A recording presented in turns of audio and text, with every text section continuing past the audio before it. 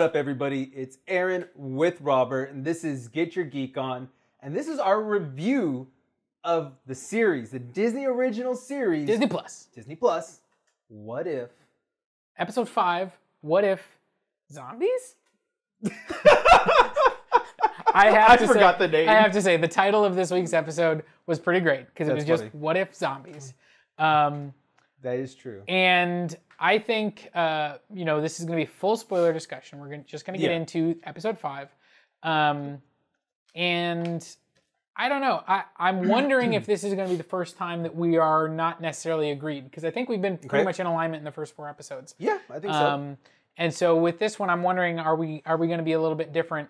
Now, I want to set the tone. Okay. I have comic knowledge. I've read the Marvel Zombies. Yeah. You've never read them, right? No. Okay. I'm not really a big zombie fan. I am. I'm not really a big horror fan, to I be kind of honest. am. I mean, I'm getting there again. So I thought the way that they introduced zombies, what they used, the point of it being Janet Van Dyne in the quantum realm, I thought that was actually really clever. The quantum virus. Yeah, I thought that was really clever. I was like, oh, okay, that makes sense. Yes. But I didn't really care for a lot of the choices in the episode, and I think we'll get into it. This is definitely my least favorite episode so far. I just didn't really enjoy it. Yeah. I don't know. What about you? So, I really tried to stay away from the comics on this one, because it actually deviates from the comics pretty far. I'm sure, yeah. So, I first watched it, I was like, oh cool, Marvel Zombies, it's going to be like the comics, I'm ready. And it's not. Yeah. It's completely different. So I had to take a step back and rewatch it again and say, okay, this is a whole different thing. As much as I love zombies, I don't know how I feel still on this one. Okay. I'm very iffy. It's not my worst episode, but it's already ranking really low. I will put it that way. I definitely, for me, it was my least favorite, just because I felt like a lot of the choices they made, I don't know, I just wasn't a big fan. Like, I thought the opening was actually really interesting with Hulk coming back to Earth, and it's like abandoned, and then, Ebony Maw and Cull Obsidian show up, just like in, Infinity War. They come to get the stone. Yeah. And, the streets are abandoned, and then, Iron Man, Doctor Strange, and Wong show up, and... overpower them. I loved seeing them work together. Like Iron Man and Doctor Strange working together with like the portals and stuff like that. It was like really cool. I was like, oh, that's stuff they probably should have done on Titan in Infinity War. Right? They were you should have done this. Get Thanos. But yeah, they basically, they overpower them and then they eat them. And I love Banner. Yeah. That's a little overkill. And then they start coming for him, and the Cloak of Levitation basically saves him. I will say this: I love the cloak, though, the whole thing. Yeah, the cloak is an MVP. I mean, it was great. It's been great in the live action movies, in Doctor Strange and Infinity War. It was really great in last week's episode with the Doctor Strange, and it was great here too. And I love the way it's like, Wong like, does the portal, and then the cloak holds him and literally decapitates Wong with his own portal. I was like, oh, we're going there. Yeah. All right. Poor Wong's dead. So, and then, Wasp shows up and, like with her ant army, and basically destroys the 3 of them, which is where my problem started. Yes. Because I went, if Wasp can do that, I know it's only been a couple of weeks, because that's like the timeline of when Ant-Man and the Wasp, when they get Janet back, like it's only been a couple of weeks. Right. But like if Wasp can do this, I don't understand how any of these zombies that are like the superpowered zombies have survived this long. See, and I agree. And now here's where it deviates from the comics. In the comics, when they eat somebody, they revert back to their normal personalities. Their like Tony Stark personality would come out, but he's gonna talk more like, well, I'm still a zombie, so I'm gonna still want to eat people. But they kind of go in this like savage mode when they go long periods without eating. Right. So it's like I was waiting when I was like, oh, they're gonna eat, and now they're gonna talk to Banner, and they were still like, ugh. Yeah. And I don't get how. Yeah, they were just straight zombies. But straight zombies that knew how to use all of their own gear and magic. And powers, like, and that's where I lost me. Yeah. And like you said, she can control the ants.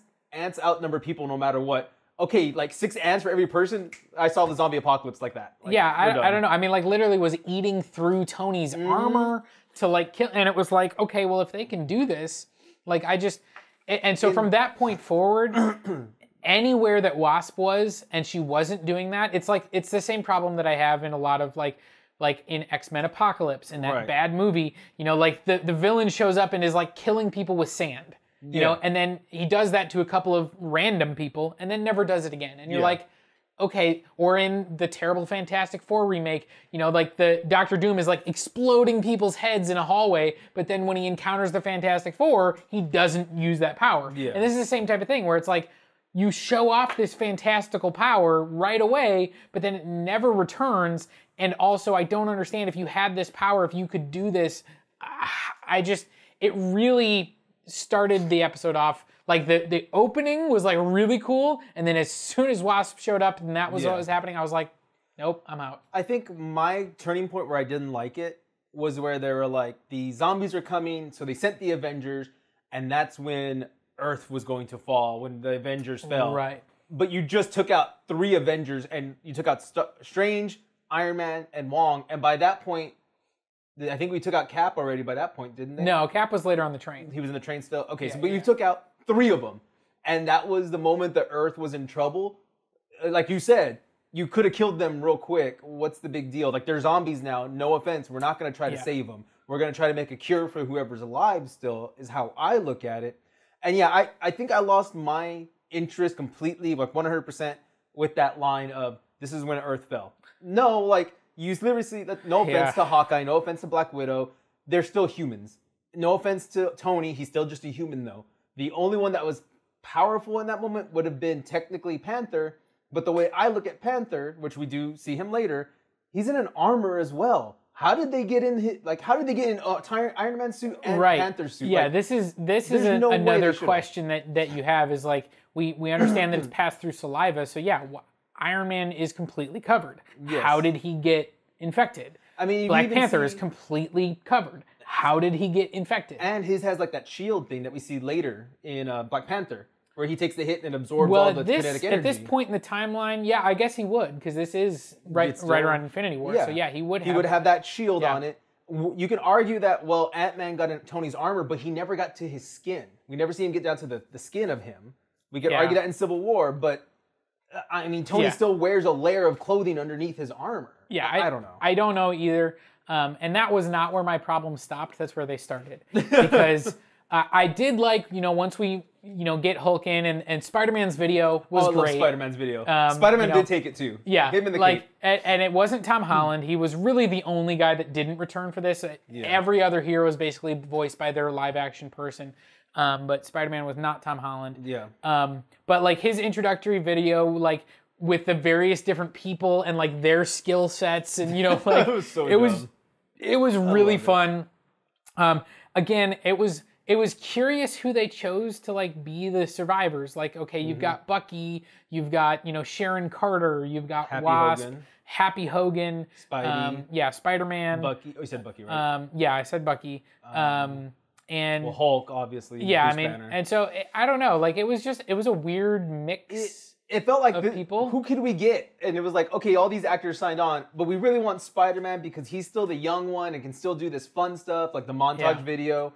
And I will give this. Spider-Man's character, his personality, was spot on for Spider-Man. Yes, I agree. I mean, that was the perfect Spider-Man for me. Like, he's still trying to be upbeat. He's still trying to be happy. Happy Hogan dies in front of him. Sharon dies. Yep. He's already talked about his parents dying, his uncle dying, like all this. Wasp sacrifices herself at the end. And he's still trying to hold a smile. Again, it was a very poorly done sacrifice, in my opinion. That was too, yeah.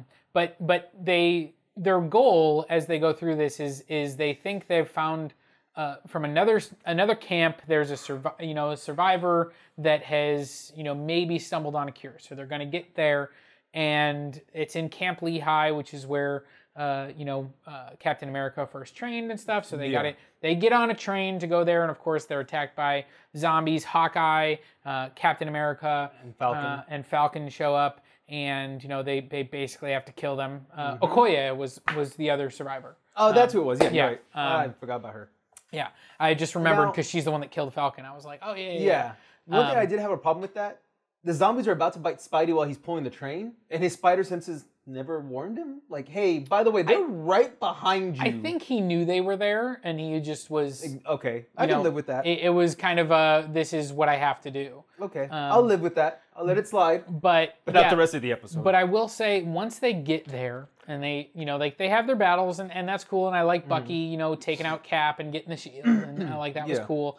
But once they get there and you find out what Vision's been up to, that was... I mean, like, if I was broken before, this was like, no, this is not Vision. Like, Vision, this is not the same guy. I know he's in love with Wanda. I get it. And I know that we've seen WandaVision and we've seen her grief and how that overpowered her. But yeah, Vision is not the same person that Wanda is. Right. And Vision, I feel like this was just so out of character for him to, really just be sacrificing people for Wanda as he's trying to, find this cure.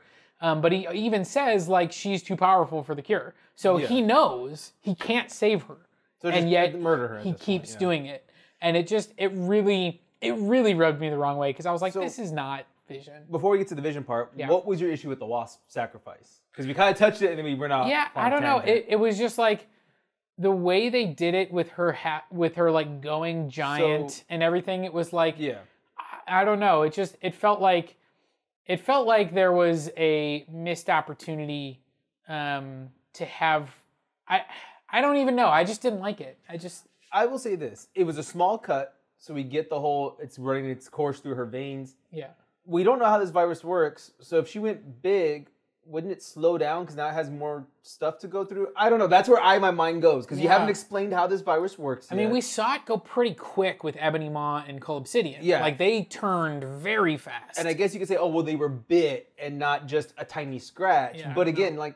Which, again, how did that even happen? Like, I know she went inside one of the... Sharon. Yeah. But, like, she's, again, in full armor. Like... So what tore the armor? Yeah, I don't know. I did not like that they made her the sacrifice. And then, you go giant and you're turning. You're eventually going to turn. You're feeling it. They're already talking about the symptoms. Go back to normal size. Yeah. Get out of the suit. Actually, that was my problem. Really? It was, why let her keep the suit when you know that she could, like... She's going to turn into a zombie, yeah. Or she's going to turn into a zombie and then she can go tiny and then she can destroy everyone. Like, you shouldn't let her keep the suit. Ant-Man do that. He bit Cap when he was tiny. Right. And that's what killed the Avengers. And it's like, I had a problem with that too, because I'm like, you're sacrificing yourself. Okay, you put him there. And then, like you said, my first thought was Bucky shoot her in the head. Like, put him down and then take the suit. Well, not even take the suit. If he shoots her in the head, she's dead. Well, but you need to still take the suit because you don't want anybody else to get that suit. That's true too. Just take it. But if you can't take it, at least kill her. Because now you don't have a 60-foot woman that you have to worry about that could break a lot of stuff. Yeah, I was waiting when they panned everybody and showed them for Bucky to be like, bam, bam. And they're like, what are you doing? She's a zombie now. Like, I figured Bucky would have been the cold assassin. He's an assassin. Yeah. Cold assassin to be like, no, oh, what's his face was alive too. Oh, yeah, Kurt. Kurt, yeah. From the Ant-Man movies. The Baba Yaga, because I just remembered that. Baba Yaga. But yeah, which that was a great payoff from those movies to have it be Scarlet Witch, who is the Baba Yaga. I enjoyed that. Funny. And the humor once we get in and we get not Hank Pym, Scott Lang. Scott Lang. I enjoyed his because it was so in character. It was like, man, he is such an idiot. Yeah. And now he's just like this floating head, and he's making jokes about it. Again, Yeah, I enjoyed that, and I loved the cloak being wrapped around him. That was such a Futurama reference. Yeah. So by the time they, obviously they find out Scarlet Witch is there, she basically takes out everybody. Everybody. She just kills everyone else. What's her name? She kills her. Yeah, Okoye. I can never say her name. She takes out Kurt.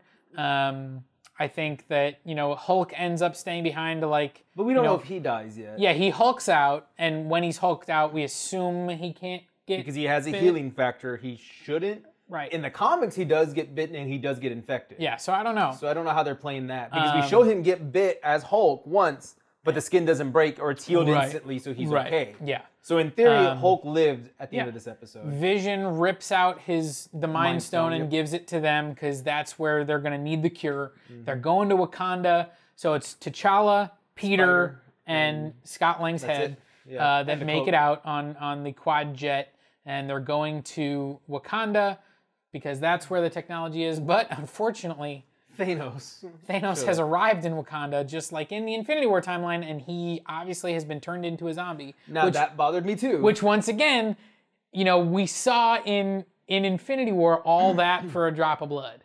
That's what it took to break his skin against Iron Man and on Titan, right? Like, which was everything Iron Man had. Yeah. So he shows up in Wakanda, and then somebody bites him, and he turns. Skin. Yeah. Well, see, and that's the other thing, because Okoye said we're shielded.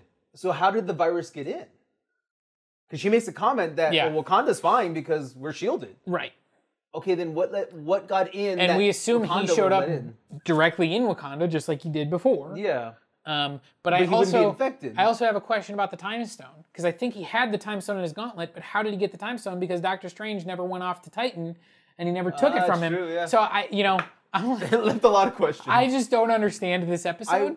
I wasn't happy with it. As much as I was excited when it was zombies, I'm ready for it. Because again, I'm thinking comic books, they're going to talk.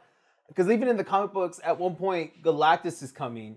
And the Silver Surfer comes and he's like, you're all going to be doomed, so blah, blah, blah. And then they just rush him and eat the Surfer and become cosmic zombies. That's pretty great. And I'm like, okay, that's kind of cool. And then they eat Galactus and become like traveling mini zombie Galactuses, essentially. And again, the Marvel Zombies was created by Robert Kirkman, who has created The Walking Dead. Right. And I felt he took a lot from that and put it into this. The whole part where Vision was sacrificing small pieces to Wanda from Black Panther, I believe, is a reference from one of his comics where somebody was doing that. I know I've seen it before, and I want to say it was in The Walking Dead. And that, like you said, that whole part it killed it for me. He's just and then very again, out of character. How is Ant-Man alive as just a head? Like, we have never seen this. That one, I think I just let that one go. Just because it was like, I have so many other issues with this. I'm not gonna try and. It was like, it's a world with zombies, and Vision figured out a way to reverse Scott Lang's zombiness by experimenting on his head. At some point, he got decapitated, and Vision experimented on his head and brought him back to life. I don't know. I just went, okay. I'm not gonna worry about it. It was done. But yeah. I agree with you. I think it's like you thought we were going to disagree, but I'm right there. It's one of my lower ones already. It's easily my least favorite. I had so many problems with it. It did have a ton of fun moments, especially stuff with Spidey. I thought was really good. I thought the Mark Ruffalo stuff as Bruce Banner Hulk was mostly fun. I do like we got the call of no again though from Hulk. Yeah, the opening scene I thought was really cool. The stuff with Spider-Man was really cool. But ultimately, there were a lot of logistical questions that really kept me from enjoying the episode. Yeah, exactly. And I agree. I think it just fell so flat. And I'm like, no. But let us know. Maybe we're totally wrong. Maybe you think this is the best episode. The Marvel and zombies were amazing. And, what if zombies was your favorite episode? I totally understand if it is. It was. Let us know down in the comments. But, for us. It wasn't. And don't forget to like, comment, subscribe. Follow us on official GYGO at Facebook and on YouTube, as well as Instagram. All of that good stuff for all of our content.